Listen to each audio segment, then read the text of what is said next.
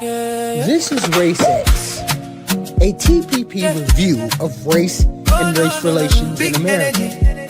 Not everything is about race, but when race matters to the story, we're going to talk about it honestly, examine the facts, and challenge the narrative. I wake up in the morning and I thank my God. Many people wish me down, but I still stand strong. Hello. Please like and subscribe to the channel. This is our second live here over at RACEX, where we talk about racial issues that happen in the news. So today we have a candidate. Our first candidate for the news is Target. And I have one question for the Target people. One question for the Target people.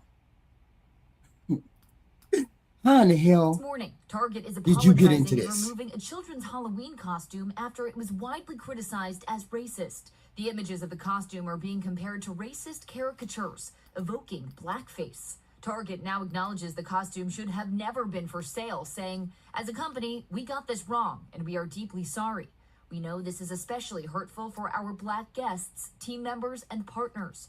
Removing the costume is an important first step, and we are looking closely at how this happened." We're cutting up cars today. It comes 1 year after the company's controversial move to roll back its diversity, equity, and inclusion policies, which sparked protests and boycotts by shoppers. We need to hold larger corporations accountable. One Minneapolis area business leader claims this new costume controversy is an indirect result of Target's DEI decision last year, saying, "You rolled back diversity, so who's in the room now to say, hey, this is wrong?" One commenter on social media saying, "The amount of people this costume had to go through to get approved says a lot. What year is it?" Target declined to comment on who designed and approved the product, only saying that it's looking at what needs to change. Wow. Okay.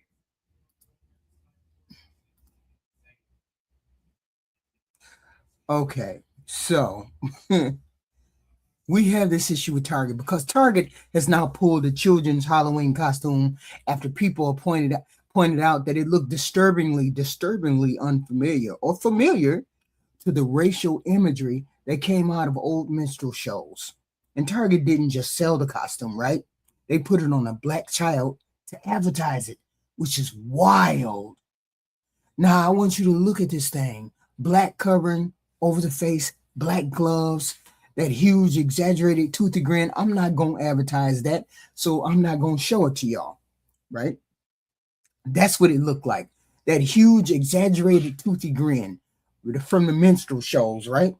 A little top hat, and then somebody apparently looked at it, all of that, put a black boy inside of it, took the picture and said, yep, put that on the website with orange costume, like a Halloween costume. That's crazy.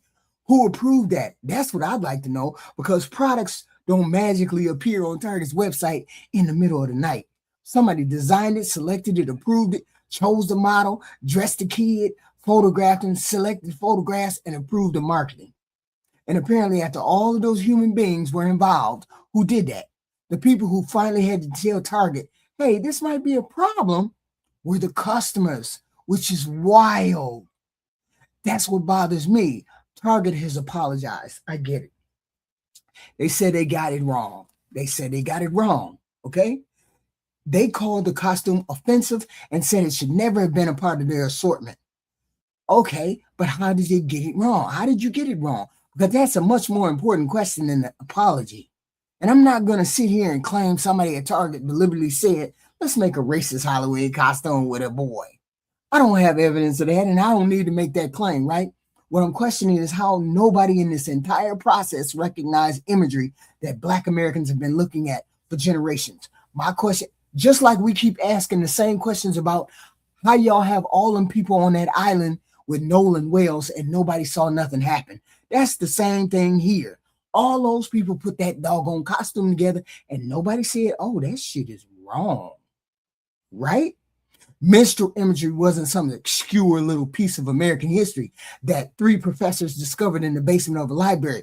Black people were portrayed with exaggerated mouths, teeth, clownish features, specifically to make us look stupid. grotesque and less human.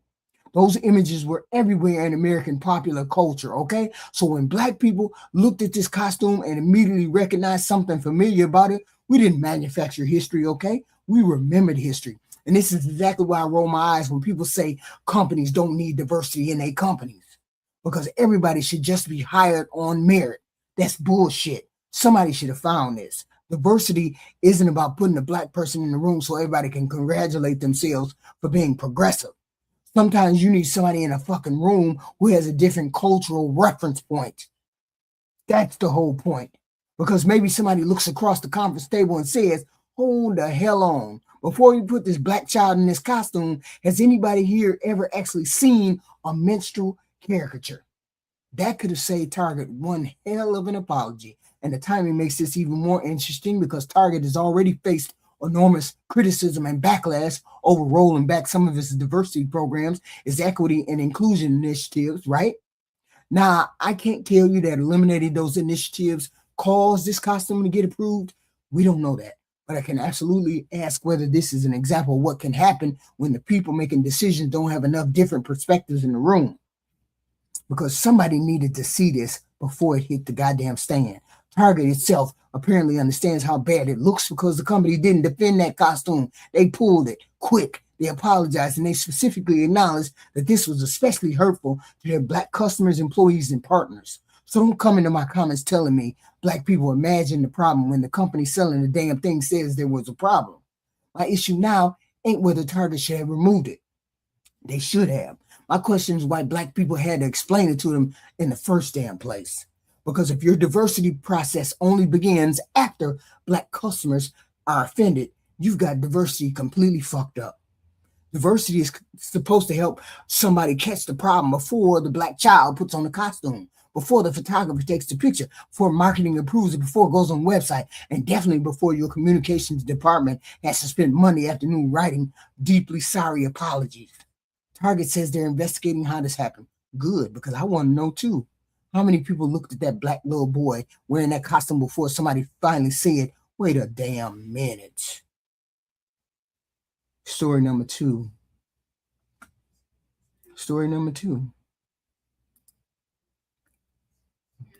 Listen. Let me show you the next one.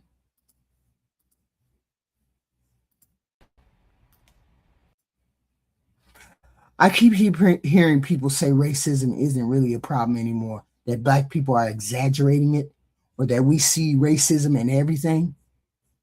Apparently the FBI sees some of it too, because these are just our feelings. These are reported hate statistics. Let's go.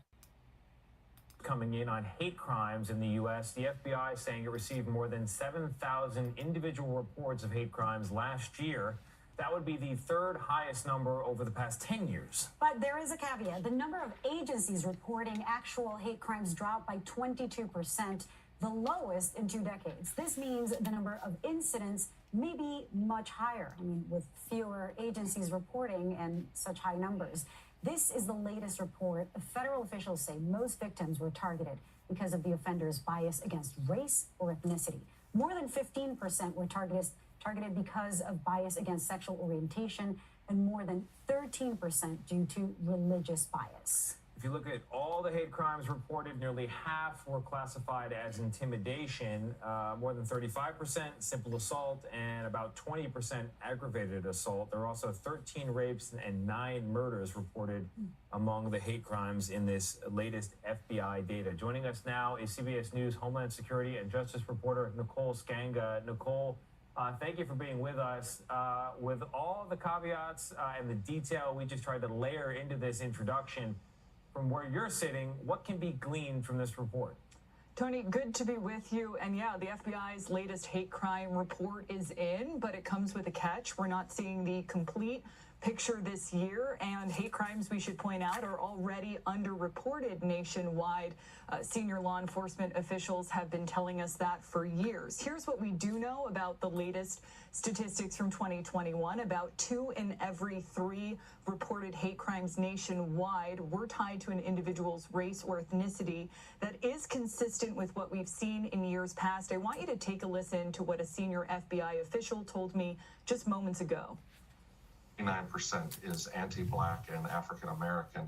21%, the next largest, is an anti-white bias, and then 10% anti-Hispanic and Latino bias. We continue to see that the largest bias group is the anti-Jewish bias, which is about 32% of all religious hate crimes involve anti-Jewish bias, and 21% involve anti-Sikh bias. See, the FBI's newest numbers show that more than 10,000 hate crime incidents were reported in America in 2021, involving more than 13,000 offenses. And yet, hate crimes actually declined from the year before. That's good news, right? I had absolutely no problem saying that. But now let's look at who has been carrying the biggest burden when it comes to racial hate crimes. The FBI's detailed 2024 statistics show that race, ethnicity, and ancestry accounted for more than half of all single biases hate crime statistics or hate crime incidents. Let's do it right here, right? Let me roll it back a little bit so we can see. Leave it right there. So, and here's the number I want you to remember: 50.8%, 50.4%. That's 50.4%. More than half of those racial and ethnic hate crime offenses were motivated by anti-Black bias, not anti-white, anti-Black. Anti-Hispanic or Latino bias accounted for 14.9%. Anti-white bias was 13.9%. Anti-Asian was 6.4%. So when somebody tells me that Black people just make everything about race, I need you to explain something to me. Why does the FBI keep finding that anti-Black bias represents such a huge share of America's reported racial hate crimes? Because that's a conversation people don't want to have. Nobody's saying every white person is racist. Nobody's saying, hold on. Nobody's saying that every bad thing that happens to Black people is white people's fault. That's not what we're saying. Look at the statistics. Look at the statistics. Okay? This is what we have to do. Look at the statistics. Okay? Hold on. Let me move this. I didn't move it and it got in my way. Okay. We have to look at half of this. There were about 7,000 offenses motivated by racial and ethnic bias. I was looking at some of the statistics. And here's the number I want you to remember is that 54%. Okay, here it is. So when somebody says this is Black people making things up, you have to figure out how you can explain those statistics. They represent the highest share. That they represent the highest share of anti-hate, anti-bias, anti-everything. Okay? And nobody's saying other groups don't experience hate crimes either. I get that. They do. They clearly do. I'm saying that when we talk about racism directed at Black Americans, we're not discussing something we invented because we woke up bored one morning and needed something to say.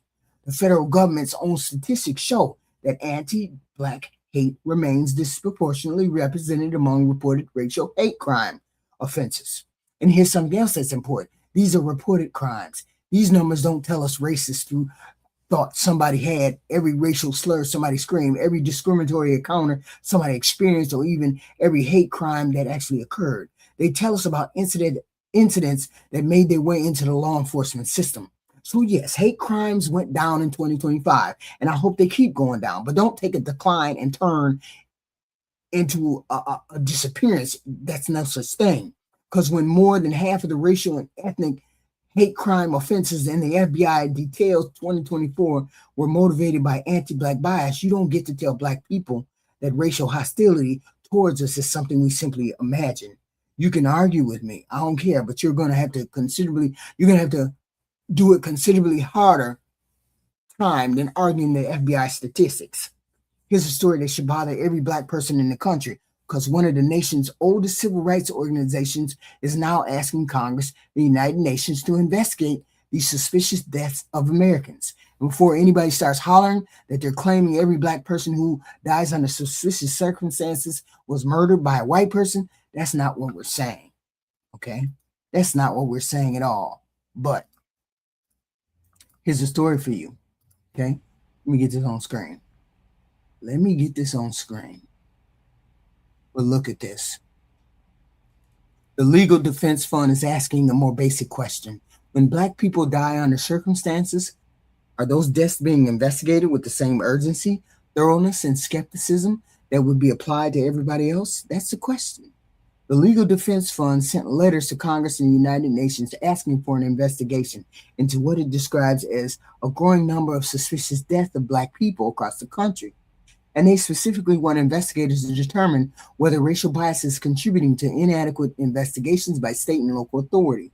Now that should get our attention, because they're not asking Congress to declare these deaths murders.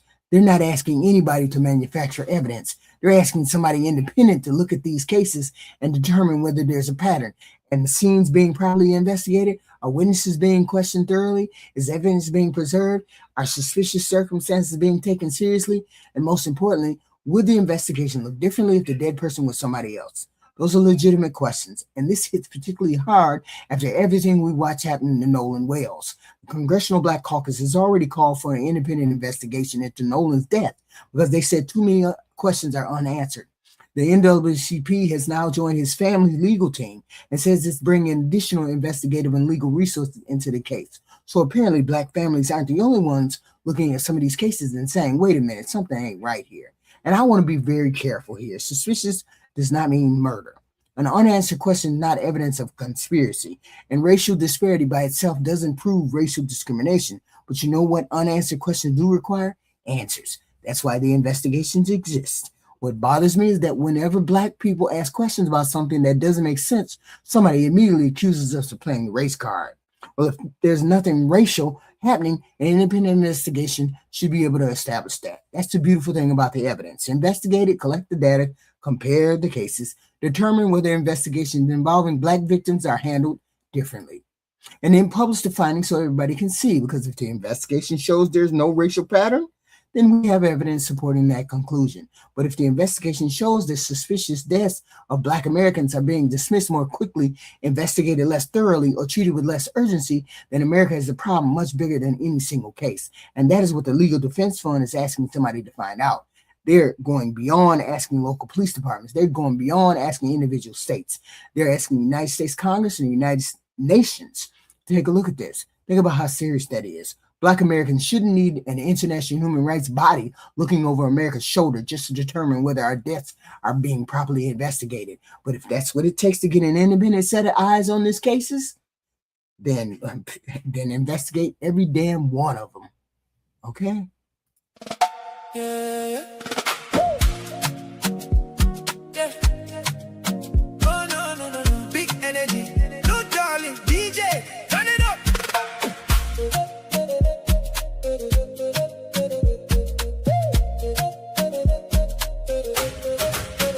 I wake up in the morning and I thank my God.